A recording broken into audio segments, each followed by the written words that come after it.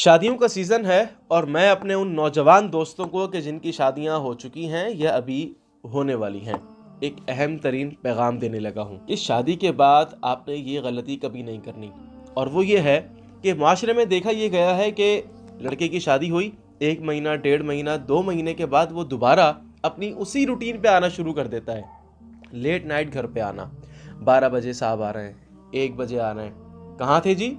वो दोस्तों के साथ बैठे हुए थे, वहाँ गपशप चल रही थी, कभी दोस्तों के साथ गए हुए थे, कभी हैंग आउट चल रहा था, कभी कुछ। और वो बेचारी कि जिसको आप ब्याह कर लेकर आए हैं, जिसको आप बीवी बना के इज्जत दे करके लाए हैं, वो घर में पड़ी हुई है। हदीस में आता है वली निसाइकुम अलैकुम हक्कन, अरे जो तुम्हारी बीवी है उस बीवी के कुछ हुकूक हैं जो तुमने अदा करने हैं। अब बात पहली जैसी नहीं है, अब आप बैचलर नहीं हैं, अब आप शादीशुदा हो चुके हैं। आपके ऊपर जिम्मेदारी आयद होती है, उसके साथ बैठें, उसके साथ बातचीत करें, उसके साथ गुफ्तो शनीद करें, उसके साथ अपना टाइम स्पेंड करें। जभी तो एक बॉन्डिंग बनती है, जभी तो रिलेशनशिप स्ट्रांग होता है, जभी तो मामलात आगे बढ़ते हैं, जभी तो इंसान की ज़िंदगी के अंदर खुशियाँ आती हैं और घर के अंदर खैर व बरकतें नाजिल होती हैं।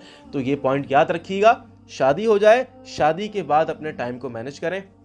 दोस्तों का टाइम अलग होना चाहिए और रात को आपने अपने घर वालों के साथ रहना है और टाइम गुजारना है, टाइम स्पेंड करना है।